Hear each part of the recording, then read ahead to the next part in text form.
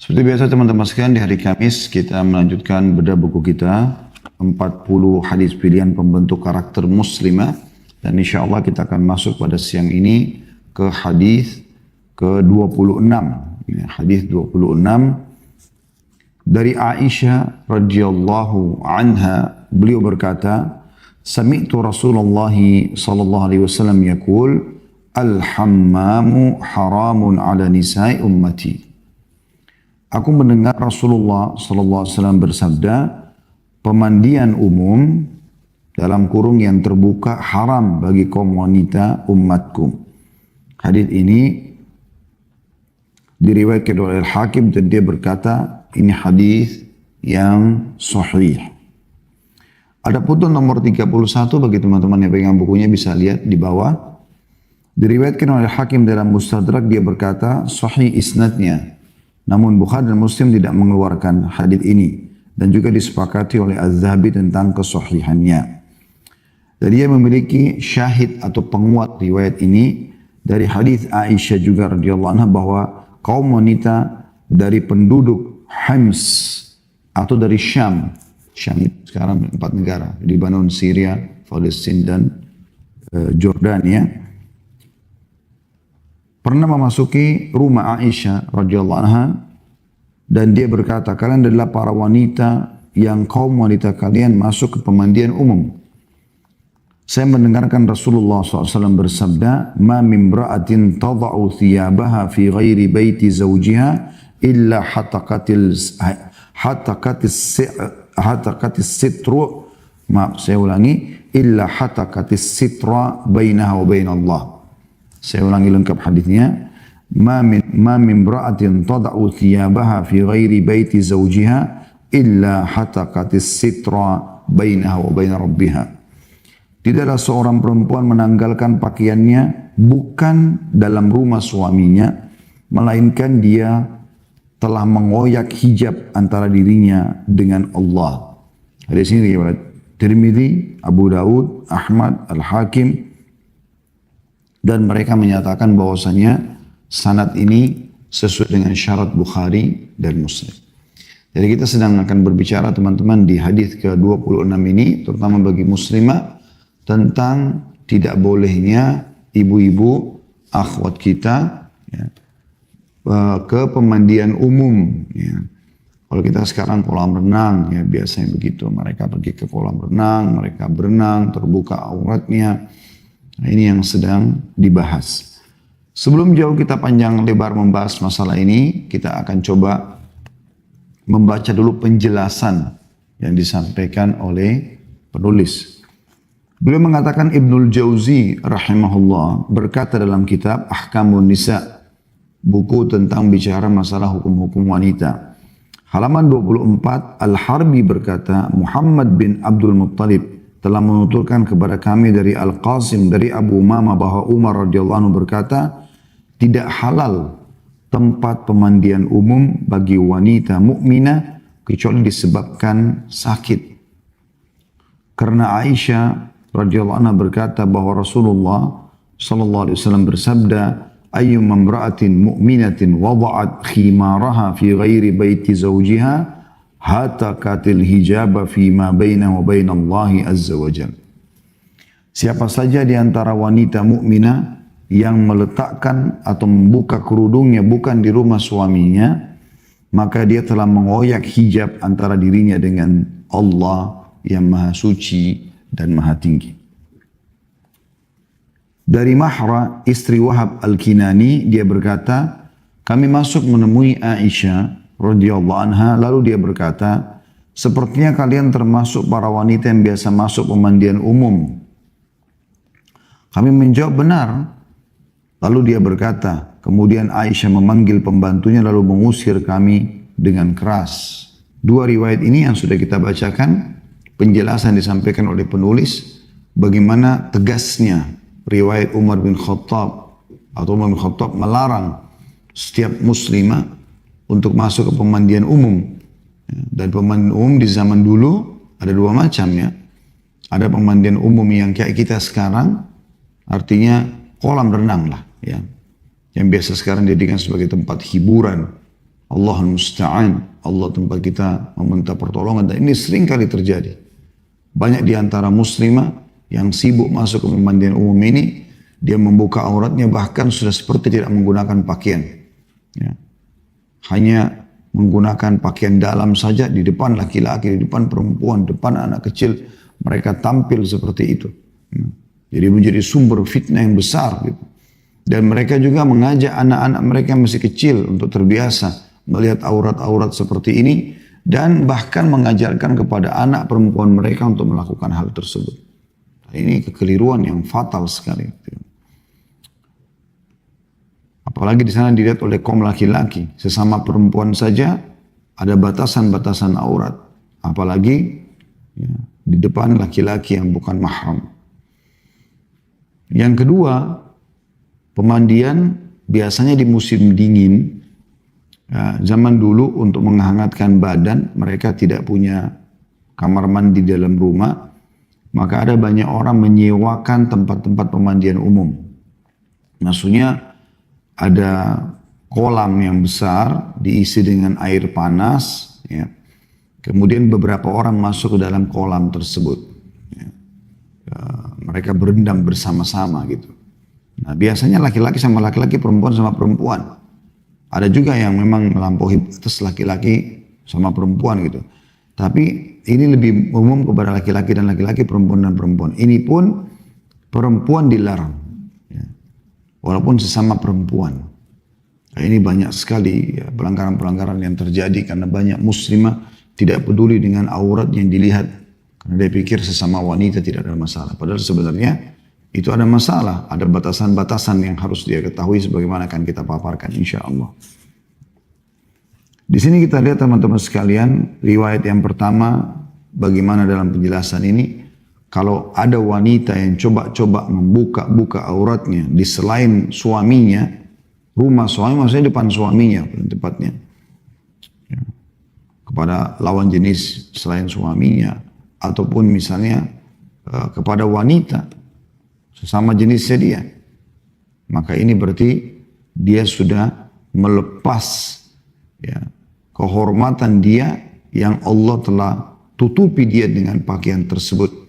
Dalam arti kata bisa saja dia nanti akan dipermalukan atau akan mendapatkan sebuah hukuman dari Allah Subhanahu wa taala. Riwayat yang kedua, Aisyah radhiyallahu anha tidak mau duduk bermajlis dengan wanita yang biasa ke tempat pemandian umum ini. Bahkan pada saat wanita-wanita tadi dalam riwayat ini dijelaskan mendatangi rumah Aisyah radhiyallahu anha, beliau menyuruh mereka keluar dari rumah beliau radhiyallahu anha. Ini menandakan tegasnya larangan dalam syariat, sehingga Aisyah ya lebih memilih untuk tidak bermajlis sama mereka.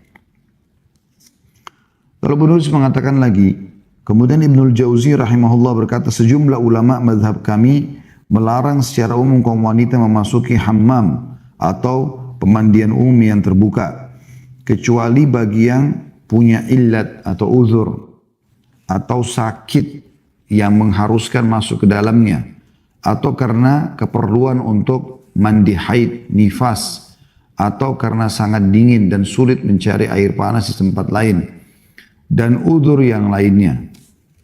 Hal ini sulit bagi wanita pada zaman sekarang yang sudah terbiasa dengannya dan terdidik dengannya.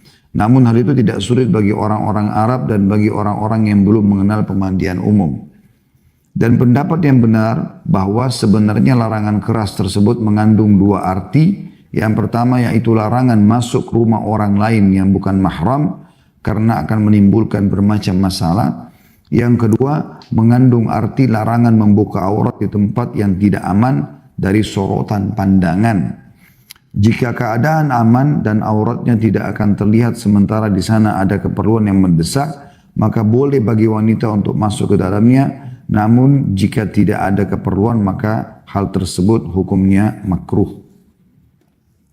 Ini penjelasan Ibnul Jauzi rahimahullah. Dan ini tentu beliau berbicara masih model tadi ya, hammam atau tempat pemandian yang biasa di zaman dulu. Mereka masuk dari saya bilang di dalam satu kolam rame-rame gitu kan. Bisa terbuka, bisa juga tertutup ruangannya. Nah, biasa kalau di musim dingin mereka tertutup. Dan sampai sekarang masih ada bentuk-bentuk seperti ini ya.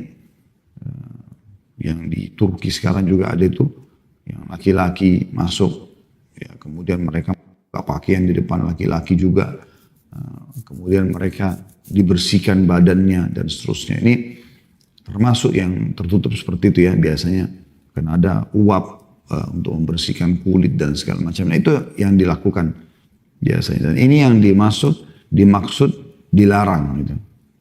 Kecuali ada darurat. Darurat itu misalnya disebutkan Ibnu Jauzi sini rahimahullah, dia di rumahnya tidak ada air panas dan dia sedang membutuhkan untuk merendam di air panas sehingga dia betul-betul bisa keringatan dan akhirnya sembuh dari penyakitnya. Itu pun dengan syarat tidak ada orang lain bersama dia. Misalnya dia bisa menyewa satu kolam sendiri yang ukurannya mungkin kecil, dia sendiri situ, tidak ada orang lain, ditutup pintu dan segala macam, itu mungkin bisa ya. Ini karena relevansi juga sekarang ini tempat-tempat seperti ini, sauna dan yang sejenisnya ini, itu sangat terbuka.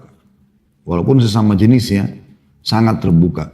Kadang-kadang maaf cuma pakai celana dalam, ya, sama laki-laki atau perempuan sama perempuan tapi hanya menggunakan BH dan celana dalam. Ini semua larangan, ada batasan, tidak boleh dia memperlihatkan ini. Ya. Yang kita sebutkan seperti apa batasan aurat antara perempuan sama perempuan. Dan ini harus ada batasan yang tidak boleh dilanggar secara syar'i. Kecuali ibu atau ukhti di rumah sendiri, itu berbeda. Di depan suami itu berbeda. Anda bebas untuk tidak bahkan menggunakan busana gitu kan. Tetapi kalau di tempat umum, ya, berkumpul sama orang-orang ini, anjurannya tidak boleh. Ya, anjurannya tidak boleh gitu ya. Termasuk bahkan yang perlu digarisbawahi antara seorang ibu dengan anak perempuannya, kalau anak perempuannya sudah sinu tamyiz, umur yang bisa membedakan aurat atau sudah balik. Jadi nggak boleh ibu sama anak mandi dengan tidak menggunakan busana berdua. Anaknya gadis, dia sudah ibu. Itu adalah itu anaknya sendiri. Karena ada batasan aurat yang tidak boleh dilihat, walaupun itu mahramnya, gitu kan. Ini ada batasan-batasan yang harus hati-hati sekali yang kita paparkan insya Allah sebentar. Jadi kita masih menjelaskan apa yang disampaikan oleh Ibnul Jauzi rahimahullah berhubungan dengan masalah penjelasan hadis tadi ya. Kalau tidak boleh seorang muslimah meletakkan kerudungnya ya, kecuali di rumah suaminya. Ya. Kemudian kata penulis, komentar saya kata dia, bahwa yang benar tentang larangan terhadap wanita dalam hal tersebut adalah bersifat mutlak atau umum. Berdasarkan hadis Aisyah radhiyallahu anha, di dalamnya disebutkan masuknya para wanita dari Syam ke rumah Aisyah radhiyallahu anha, lalu ia berkata, kalian adalah para wanita yang biasa masuk ke pemandian umum yang terbuka. Saya mendengar Rasulullah SAW bersabda, "Ma min imra'atin tada'u athwabaha fi ghairi baiti zawjiha illa hatakatil sitra bainaha wa baina rabbiha." Tidaklah seorang wanita meninggalkan atau menanggalkan pakaiannya bukan dalam rumah suaminya, melainkan dia telah mengoyak hijab antara dirinya dan Tuhannya. Jadi perhatikan di sini ya, suaminya, bukan rumah orang tuanya. Karena orang tua pun ada batasan aurat. Sama orang tua pun ada batasan aurat. Jadi anak perempuan gadis itu nggak boleh sembarangan dilihat badannya oleh ayahnya, walaupun ayahnya. Ibunya aja juga sama. Itu juga anak laki-laki nggak boleh sembarangan ibunya melihat auratnya, apalagi kalau dia sudah balik, gitu. Udah nggak mungkin.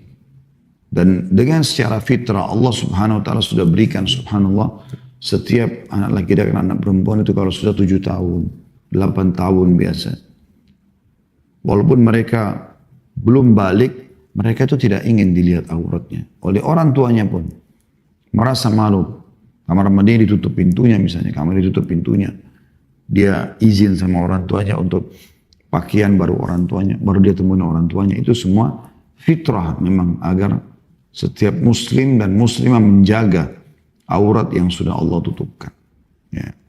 Kenapa Allah suruh kita pakai pakaian? Untuk menutup aurat kita. Seperti itulah. Jadi makna di sini dalam rumah suaminya, jadi hanya rumah suaminya saja yang boleh. Artinya sama suaminya nggak ada masalah. Dia bahkan tidak berbusana pun tidak ada masalah. Karena suaminya punya hak untuk menikmati dia pun boleh menikmati suaminya. Ini perlu digarisbawahi. Jadi kata beliau penulis mengatakan, dan ini Allah alam pendapat yang sangat tepat ya. Dia mengatakan harusnya larangan yang mutlak. Jadi tidak ada pengecualian. Apalagi di zaman kita sekarang sudah tidak ada pengecualian. Karena Anda bisa leluasa masak air panas di rumah Anda. Bisa mandi pakai air panas di rumah Anda. Air hangat misalnya.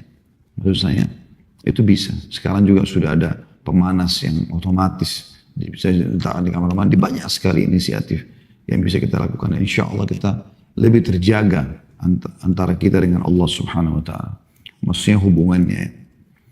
Kata beliau, adapun hadis yang melarang para wanita kecuali yang sakit dan yang nifas adalah hadis yang tidak sahih. Karena dalam sanadnya terdapat perawi yang bernama Abdurrahman bin Ziyad bin An'um dan Abdurrahman bin Rafi At-Tanuki. Yang keduanya perawi yang dhaif. Jadi perkataan tadi yang disampaikan Ibnul Jauzi rahimahullah tentang boleh kalau wanita itu haid, nifas. Ya kan zamannya Ibnu Jauzi saya katakan tadi memang mungkin tidak semua rumah ada kamar mandinya teman-teman sekalian. Maka biasanya karena wajib mereka mandi haid dan nifas, mereka keluar ke pemandian itu untuk mandi. Gitu. Nah ini dijawab oleh penulis ini itu tidak diperlukan karena hadis yang menyampaikan tentang bolehnya wanita pun haid dan nifas bersuci di tempat pemandian ini atau hammam ini itu sangat lemah hadisnya. Ibnu Qudamah dalam kitab Al-Mughninya mengatakan pada juz 1 halaman 230 bahwa para wanita tidak boleh masuk ke dalam pemandian umum beserta larangan membuka aurat sebagaimana telah disebutkan kecuali disebabkan udzur. Maka kata penulis, saya katakan lagi, sungguh telah kami terangkan bahwa pendapat yang sahih adalah larangan secara umum atau mutlak, wallahu a'lam, agar seorang muslim tidak rusak hubungannya dengan Tuhannya Allah Subhanahu wa taala. Baik teman-teman sekalian, ini kurang lebih penjelasan yang disampaikan oleh penulis dan kita coba lebih jauh membahas tentang hadis atau bahasan kita pada hari ini. Kita akan berbicara sekarang teman-teman tentang batasan aurat supaya lebih jelas gitu. Namun sebelumnya saya berharap teman-teman harus lebih hati-hati ya dalam memahami poin-poin seperti ini. Ini demi maslahat Anda dan demi menjaga hubungan baik Anda dengan Tuhan Allah Subhanahu wa taala. Ya.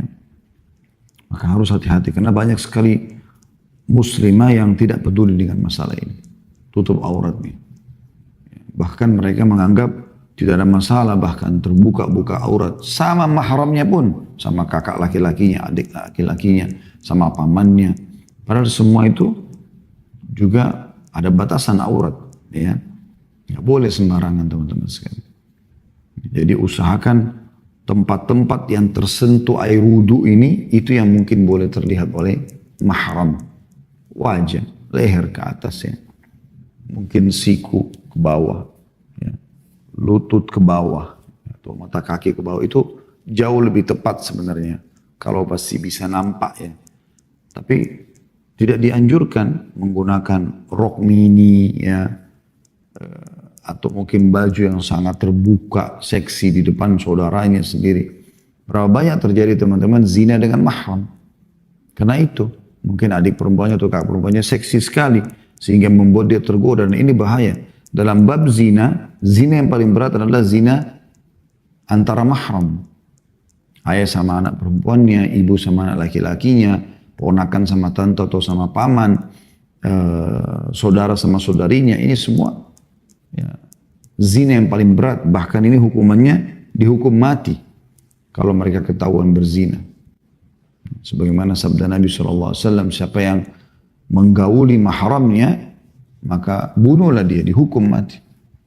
Itu berat sekali teman-teman sekalian. Maka harus hati-hati sekali.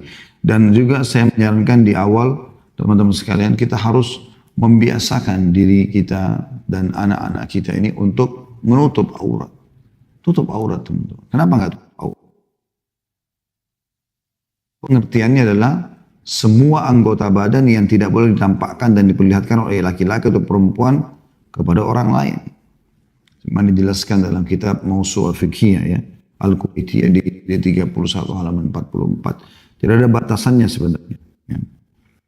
Dan menutup aurat ini hukum wajib dalam Islam. Sebagaimana disepakati oleh para ulama. Dan itu beranjak daripada firman Allah Subhanahu wa taala, A'udzu billahi minasyaitonir rajim. Ini disebutkan dalam surah An-Nur ya, surah nomor 24 ayat 31, ini batasan aurat. Wa qul lil mu'minati yaghuddna min absarihinna wa yahfazna furujahunna wa la yubdina zinatahunna illa ma dhahara minha wal yadribna bi khumurihinna ala juyubihin wa la yubdina zinatahunna illa li bu'ulatihinna aw abaihinna aw abai bu'ulatihinna aw abnaihinna aw abnai bu'ulatihinna aw ikhwanihinna aw bani ikhwanihinna aw bani akhawatihinna أو بني أخواتهن أو نسائهن أو ما ملكت أيمانهن أو التابعين غير أولي الإربة من الرجال أو الطفل الذين لم يظهروا على عورات النساء ولا يضربن بأرجلهن ليؤلم ما يخفين من زينتهن وتوبوا إلى الله جميعا أيها المؤمنون لعلكم تفلحون. Terjemahannya, katakanlah kepada orang-orang laki-laki yang beriman, hendaklah mereka menahan pandangan mereka dan memelihara kemaluan mereka. Tidak boleh lihat yang haram, tidak boleh berzina. Yang demikian itu adalah lebih suci bagi mereka. Maksudnya suci hubungannya dengan Allah Subhanahu wa ta'ala. Rasulullah Allah maha mengetahui apa yang mereka perbuat. Katakan pula hai Muhammad kepada para wanita mukminah, hendaklah mereka menahan pandangannya dan memelihara kemaluannya.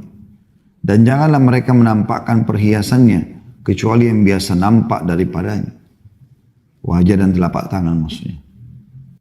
Dan hendaklah mereka menutupkan kain kerudung ke dada mereka, tutup semuanya. Jadi banyak orang pakai kerudung dadanya terbuka. Dan janganlah menampakkan perhiasannya kecuali pada suami mereka, atau ayah mereka, atau ayah suami mereka, mertua.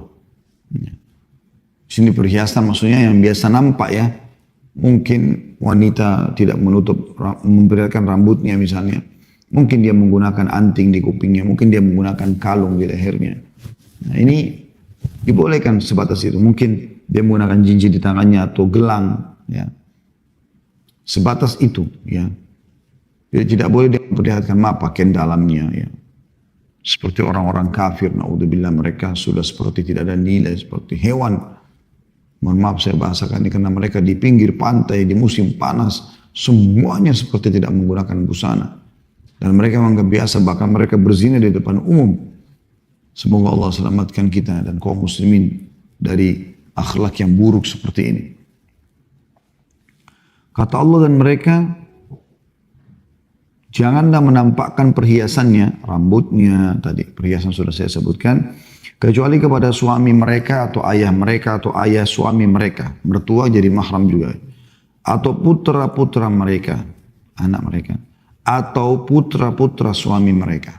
Jadi kalau seorang wanita nikah sama duda punya anak, maka menjadi mahram, gitu kan. Atau saudara-saudara laki-laki mereka, atau putra-putra saudara laki-laki mereka, ponakan, atau putra-putra saudari perempuan mereka, ponakan dari saudari perempuan, atau wanita-wanita Islam, atau budak-budak yang mereka miliki, atau pelayan-pelayan laki-laki yang tidak mempunyai keinginan terhadap wanita.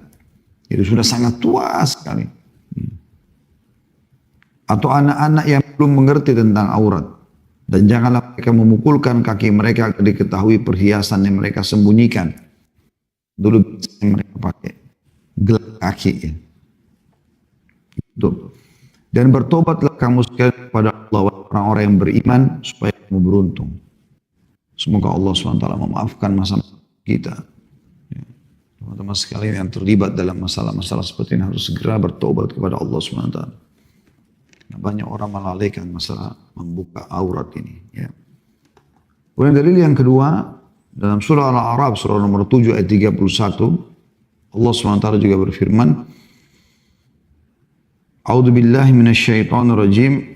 Ya bani Adam khudhu zinatakum 'inda kulli masjid wa kulu washrabu wa la tusrifu innahu la yuhibbul musrifin.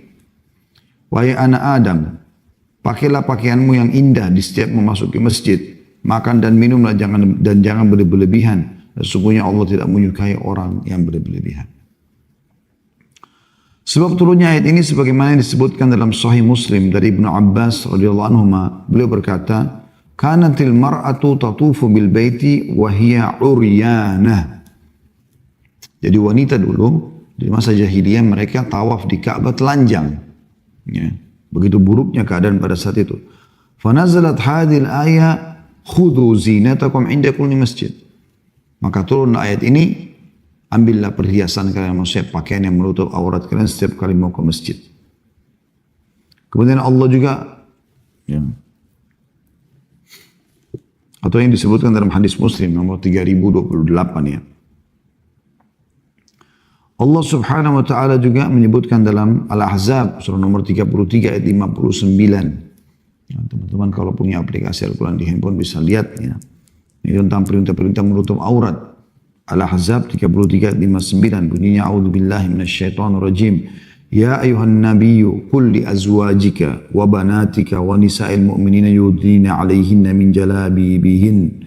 Dzalika adna ay yu'rafna fala yu'dzain wa kana Allahu ghafurur rahima.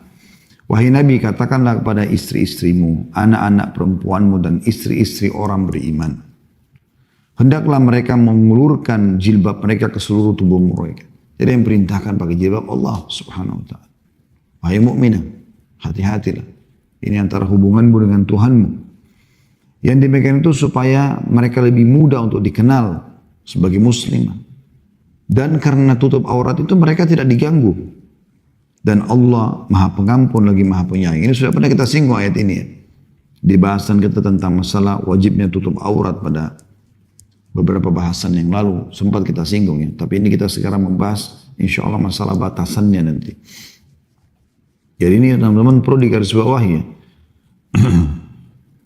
Jadi muslimah atau orang kafir, perempuan kafir, kalau kita berikan dia jilbab lalu dia pakai, lalu ada orang kafir lain lewat kita tanya agama apa orang itu, dia akan katakan muslimah. Karena itu ciri khas kita dan kita harus tampil memang dengan itu. Kita harus tampil dengan ciri khas kita. Dan itu membuat dengan tutup aurat mereka tidak akan diganggu. Ya. Paling jauh orang ganggu kalau orang berjilbab, apalagi tutup rapat, assalamualaikum. Ya. Kecuali betul-betul orang itu buruk akhlaknya mungkin. Dan orang juga apalagi kalau pakai cadar. Orang-orang yang mau berbuat kejahatan, mau perkosa, mau segala macam, mereka berpikir berapa kali. Jangan sampai orang ini jelek. Kemudian surah Al-Ahzab ayat 53, Allah memerintahkan hijab ini, jilbab ini untuk mensucikan hati. Menyebutkan masalah itu maksud saya. Kata Allah a'udzubillahi minasyaitonir rajim tentang bagaimana para sahabat bermuamalah dengan istri-istri Nabi. Padahal mereka ini orang-orang yang luar biasa imannya. Luar biasa imannya. Bisa saya bahasakan sangat luar biasa karena para istri Nabi terjaga. Ya. Begitu juga para sahabat. Tapi apa kata Allah SWT? Wa idza sa'altumuhunna mata'an fas'aluhunna min wara'i hijab dzalika atharu liqulubikum wa qulubihin. Wahai para laki-laki mukmin, apabila kalian minta keperluan kepada istri-istri Nabi, maka mintalah dari belakang tabir. Cara demikian itu lebih suci bagi hatimu dan juga hati mereka. Karena kalau orang sudah tercoreng hatinya dengan kemaksiatan, sebenarnya dalam hadits lain disebutkan kalau seseorang itu melakukan dosa maka ada titik hitam dalam hatinya, maka itu bisa merusak dia. Makanya sebelum ada titik hitam itu tutup semua pintu-pintunya. Termasuk masalah yang paling banyak menyesatkan manusia ini masalah aurat yang terbuka. Ya. Rasulullah SAW pernah menegur Asma binti Abi Bakar radhiyallahu anhuma ketika beliau datang ke rumah Nabi SAW dengan menggunakan busana yang agak tipis. Maka kata Nabi SAW sambil memalingkan wajah dari Asma, ya Asma, innal mar'ata idha balagatil mahidha lam yasluh an yura minha illa hadha wa hadha. Wahai Asma, sesungguhnya wanita jika sudah balik maka tidak boleh nampak dari anggota badannya kecuali ini dan itu. Lalu beliau mengisyaratkan wajah dan telapak tangan. Hadis ini riwayat Abu Daud dan juga Al-Baihaqi dan hadis ini dinyatakan sahih oleh Syekh Albani. Juga Nabi SAW bersabda dalam sebuah hadis diriwayatkan Abu Dawud, Tirmidzi, dan ini dihasankan oleh Syekh Albani. Kata Nabi SAW, "Ihfaz auratak illa min zawjika aw ma malakat yaminuk." Aw ma malakta yaminuk. Jagalah auratmu kecuali terhadap penglihatan istrimu atau budak yang kau miliki. Hadis riwayat Abu Dawud. Sementara wanita yang tidak menutup auratnya, dari satu sisi disuruh perintahkan tutup. Yang tidak tutup aurat diancam dengan sangat tegas. Yaitu tidak akan mencium bau surga dan mereka akan masuk ke neraka. Ini sudah pernah kita singgung teman-teman sekalian ya. Di bahasan kita, tapi saya ulangi lagi hadisnya. Hadis yang sangat tegas sabda Nabi SAW. "Sinfani min ahlin nari lam arahuma." Ada dua golongan dari penghuni neraka yang belum aku lihat. Maksudnya di zaman beliau tidak ada ini. Tidak nampak mereka. Qaumun ma'ahum siyatun ka'adnabil baqar yadribuna bihan nas. Sekelompok orang yang memegang pecut atau cambuk dari ekor sapi untuk memukul orang-orang. Ini simbol terhadap beberapa aparat yang jahat, yang zalim, mendukung pemimpin yang zalim di masanya untuk mengambil secara paksa harta-harta orang. Gitu kan. Kemudian yang kedua ini saksi bahasan kita, wanisaun kasiyatun ariyatun ma'ilatun mumilat ru'usuhunna ka'amthali asnimatil bukhti atau asnimatil bukhti al-ma'ilah. Ini bersambung ya, ka'amthilati asnimatil bukhtil ma'ilah la yadkhulna al-jannata wa la yajidna rihaha wa inna rihaha la tujadu min masirati kada wa kada. Dan kelompok yang kedua adalah wanita yang berpakaian tapi telanjang. Perhatikan sabda Nabi SAW ini jeli sekali. Berpakaian ada kainnya tapi telanjang. Kenapa? Karena ketat dan tipis. Atau ketat atau tipis. Bisa dua-duanya. Ada orang sudah ketat tipis. Ada orang ketat tapi tebal. Tetap aja yang masuk sini. Atau tipis gitu kan. Ini juga sama. Mereka berpakaian tapi telanjang, berpaling dari ketaatan dan mengajak orang lain mengikuti mereka. Maksudnya condong dan mencondongkan, maksudnya dia condong untuk menarik perhatian publik, terutama lawan jenisnya, dan membuat orang lain tertarik dengan dia karena penampilannya. Umumnya kan orang begitu, berpakaian seksi untuk itu, untuk dilihat itu.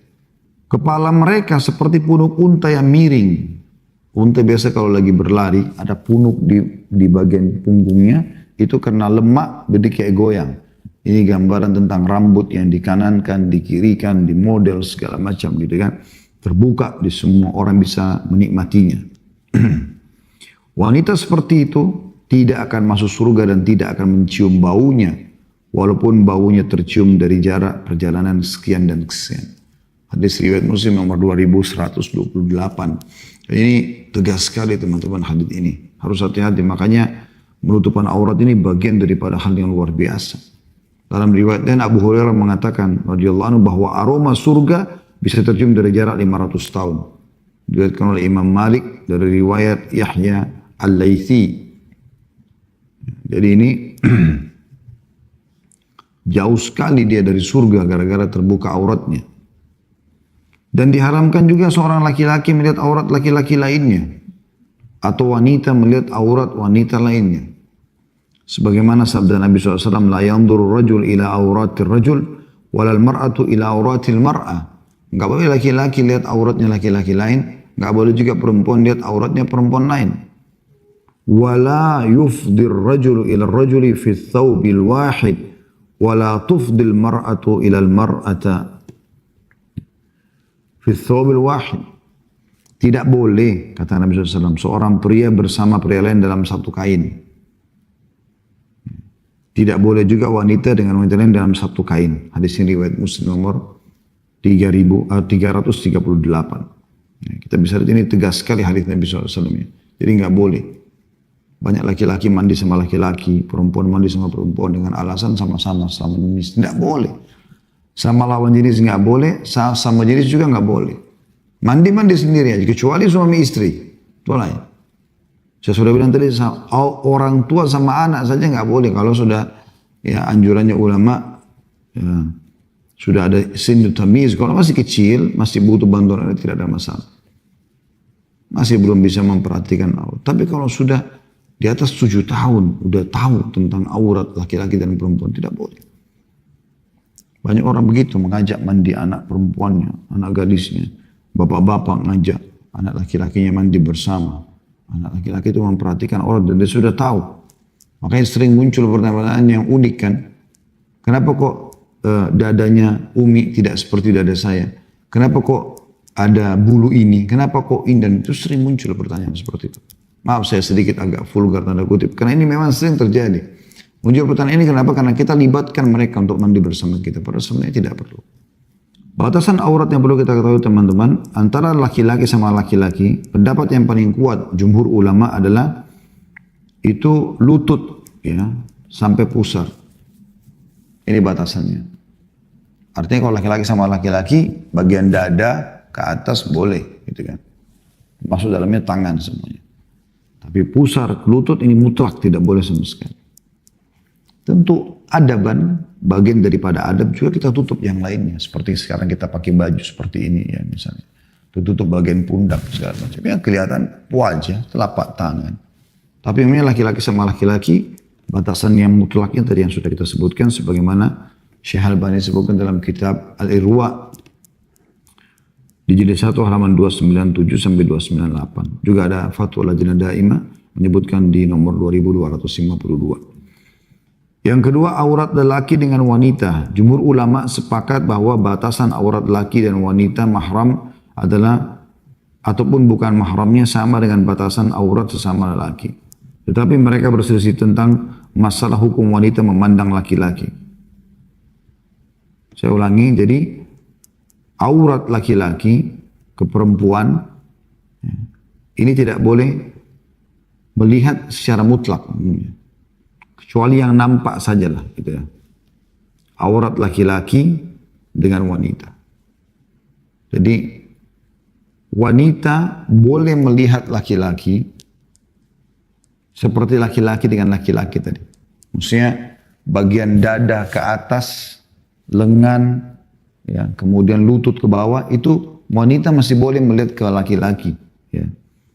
Itu batasannya, auratnya ya. Tapi tentu secara umum kita kan disuruh turunkan pandangan dari yang bukan mahram kita. Tapi aurat yang boleh terlihat, kalaupun sampai terlihat, ya, itu hanya batasan tadi. Itu kalau aurat laki-laki ya. Kalau aurat sebaliknya, perempuan ya boleh laki-laki, tidak boleh kecuali wajah saja dan telapak tangan. Jadi nggak boleh sama sekali. Tentu berhati-hati teman-teman sekalian, walaupun batasan aurat laki-laki ya, yang tidak boleh dilihat oleh wanita sama dengan kalau laki-laki itu pusar sampai lutut, tetap saja ingat menurunkan pandangan dari yang bukan mahram adalah bagian daripada syariat. Karena pernah terjadi dalam riwayat yang sahih, riwayat Abu Daud dan Tirmidzi, kalau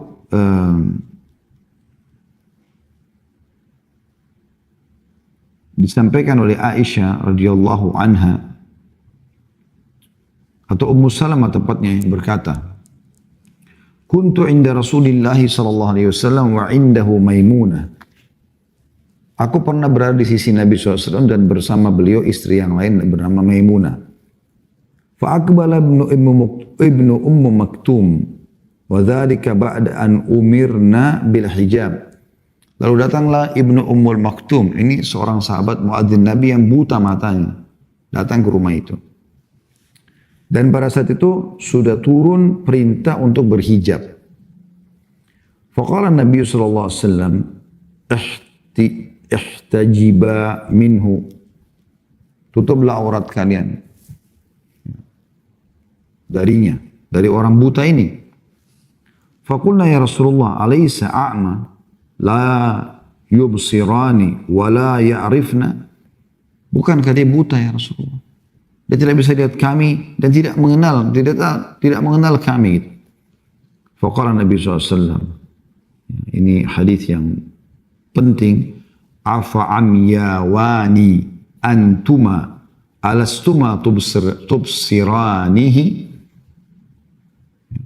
Lalu kata Nabi SAW, apakah kalian berdua buta sehingga tidak bisa melihat dia? Perhatikan di sini peringatan Nabi SAW. Apakah kalian berdua buta? Bukankah kalian berdua bisa melihat dia? Jadi walaupun laki-laki buta, tetap wanita tidak boleh terbuka auratnya di depan dia. Karena larangannya apa? Dianya tidak boleh lihat laki-laki itu. Jadi perlu digarisbawahi ya. Jadi dari sini kita bisa lihat misalnya mahram, sesama mahram, laki-laki, misalnya ayah kepada ibu kepada anak laki-lakinya. Maka mungkin di rumah kalau anak laki-lakinya misalnya keluar, dia menggunakan celana tertutup pusarnya sampai ke lututnya, kemudian dia bertemu ibunya, misal tidak sengaja, tentu adabnya kita jangan ajarkan seperti yang lebih baik dia tertutup ya. Tapi itu masih boleh. Karena ada batasan aurat gitu kan. Dan kita di sini bukan berbicara secara umum semua laki-laki berarti boleh memperlihatkan, karena perempuan juga kena fitnah dengan dada misalnya yang bidang ya kan, kulit yang putih kan dia juga kena fitnah pada saat dia lihat. Makanya larangannya lebih tepat dengan turunkan pandangan gitu kan, seperti itu. Kalau aurat laki-laki di hadapan istrinya bebas, tidak ada masalah. Begitu juga sebaliknya, istri pada suaminya, tidak ada masalah semua itu. Karena Allah SWT sebutkan dalam surah Al-Ma'arij, surah nomor 70, ayat 29 sampai 30, walladzina hum li furujihim hafizun, dan mereka hamba-hamba Allah yang menjaga kemaluan mereka, ya, illa ala azwajim, kecuali pada istri-istri mereka atau pasangan hidup mereka. Jadi kalau suami istri nggak ada masalah, itu bebas saja. Bahkan Aisyah pernah berkata radhiyallahu anha, kuntu agtasilu ana wan nabiy sallallahu alaihi wasallam, kuntu agtasilu ana wan nabiy sallallahu alaihi wasallam min ina'in wahid min janabah. Pernah aku mandi bersama Nabi sallallahu alaihi wasallam berdua dari satu bejana dalam keadaan junub. Jadi mandi, tidak menggunakan busana. Bahkan ini anjuran sebagian ulama agar suami istri minimal pernah mandi mungkin bersama gitu kan. Itu gak ada masalah. Dalam satu kali seumur hidup mungkin. Kalau dia bisa, kalau dia ingin menjalankan apa yang Nabi SAW telah contohkan ini ya, dalam mandi junubnya. Kalau aurat wanita di hadapan laki-laki, maka itu, kalau tadi sudah kita jelaskan aurat laki-laki. Kalau aurat wanita, maka semua harus tertutup kecuali wajahnya saja. Dan umumnya ulama menekankan masalah itu. Umumnya ulama menekankan masalah itu. Itu beranjak daripada surah Al-Ahzab, tadi sudah kita bacakan ayat 59 ya. Mohon maaf, kita lebih tepatnya anjuran agar para wanita menutup aurat mereka. Dan batasan aurat wanita di hadapan yang bukan mahramnya adalah seluruhnya, kata ulama, kecuali wajah dan telapak tangan. Kemudian selanjutnya aurat wanita di depan wanita yang lain. Atau aurat wanita di depan mahramnya dulu. Anak perempuan depan ayahnya, depan saudaranya. Seperti apa? Ya. Maka lebih tepatnya, ya, anjuran ulama atau penekanannya boleh terlihat yang tersentuh air wudhu tadi. Jadi bukan berarti anak perempuan lalu bebas berpakaian terbuka depan ayahnya, depan pamannya, depan saudaranya. Lebih tepatnya yang bisa terkena air wudhu, ya, seperti wajah, tadi telapak tangan, sampai siku, ya, siku ke bawah ini, mungkin lutut ke bawah, betis, ya, kaki itu seperti itulah. Jangan sampai pakai celana yang sangat ketat, perutnya kelihatan, apa segala macam, ini dihindari. Ya. Umar bin Khattab atau Ibnu Umar radhiyallahu anhu menyebutkan dalam sebuah riwayat, kana rijalu wan nisa'u yatawadda'una fi zamani Rasulillah SAW jami'an. Kaum laki-laki dan wanita pada zaman Nabi SAW melakukan wudu. Atau mohon maaf, kita tidak usah sebutkan dalil ini karena ini cukup panjang pendapat ulama menjelaskan. Yang jelas teman-teman sekalian, batasannya adalah sebagaimana dalam surah An-Nur ayat 31 tadi, kalau sama mahram boleh terlihat tapi sebatas anjuran ulama yang boleh yang tersentuh air wudu. Ya. Kemudian yang terakhir adalah aurat wanita di depan wanita lainnya. Ini ada khilaf di antara ulama tentang masalah itu. Sebagian ahli ilmu berpendapat bahwa aurat wanita di depan wanita lain seperti aurat lelaki ya, kepada laki-laki. Artinya laki-laki kan pusar sampai ke lutut ya. Kemudian ada pendapat lain mengatakan batasannya sama dengan mahram dan Allah alam ini lebih baik. Ini lebih kuat. Artinya wanita ke wanita yang boleh kelihatan leher ke atas, siku ke bawah, lutut ke bawah. Yang kena air wudu. Jadi Allah alam lebih tepat. Karena Allah sebutkan tadi surah An-Nur ayat 31. Ini lebih banyak dipilih oleh ulama. Karena akan jauh lebih menjaga hubungan dengan Allah subhanahu wa ta'ala. Saya bacakan kembali surah An-Nur ayat 31. A'udzubillahi minasyaitonirrajim. وَلَا يُبْدِينَ زِينَتَهُنَّ إِلَّا لِبُعُولَتِهِنَّ أَوْ آبَائِهِنَّ أَوْ آبَاءِ بُعُولَتِهِنَّ أَوْ أَبْنَائِهِنَّ أَوْ أَبْنَاءِ بُعُولَتِهِنَّ أَوْ إِخْوَانِهِنَّ أَوْ بَنِي إِخْوَانِهِنَّ أَوْ بَنِي أَخْوَاتِهِنَّ أَوْ نِسَائِهِنَّ. Dan janganlah menampakkan perhiasan mereka kecuali pada suami mereka atau ayah mereka atau ayah suami mereka atau putra-putra mereka atau putra-putra suami mereka atau putra-putra saudara laki-laki mereka atau putra-putra saudara perempuan, saudari perempuan mereka atau putra-putra atau wanita-wanita Islam. Dan yang dimaksud di sini perhiasan adalah anggota tubuh yang biasa dipakaikan pakaian. Dalam arti kata di sini tadi ya, bagian yang boleh terbuka, kemudian ada juga perhiasannya. Imam Al-Jassas rahimahullah berkata, yang dimaksud dengan ayat di atas adalah bolehnya seseorang menampakkan perhiasan kepada suaminya dan orang-orang yang disebutkan. Dalam kurung itu mahram, seperti ayat dan lainnya. Yang terpaham yang dimaksud dengan perhiasan di sini adalah anggota tubuh yang biasanya dipakaikan perhiasan seperti wajah, tangan, lengan, dan biasanya dipakaikan gelang, leher, pekalung, kemudian dada bagian atas, maksudnya di pas batasan leher ya, dan betis, sampai ke biasa yang diletakkan gelang kaki. Ini menunjukkan bahwa bagian tersebut boleh dilihat oleh orang-orang yang disebutkan di atas yang mahram. Selain daripada ini, tidak dibolehkan. Oleh karena itu lebih baik berjaga-jaga teman-teman ya. Karena banyak orang subhanallah masuk ke salon ya, masuk ke ini luluran dan segala macam ini. Akhirnya dia melakukan hal-hal yang melampaui batas sampai sudah tidak berbusana. Kemudian sesama wanita pun yang mengurus dia dan segala macam. Maka dia lulur sendiri saja jauh lebih baik, lebih aman. Dibandingkan dia harus disentuh oleh wanita lain. Terlebih lagi tempat-tempat ini umumnya diisi oleh orang yang tidak beragama. Ya. Bahkan banyak di antara mereka menggunakan sihir.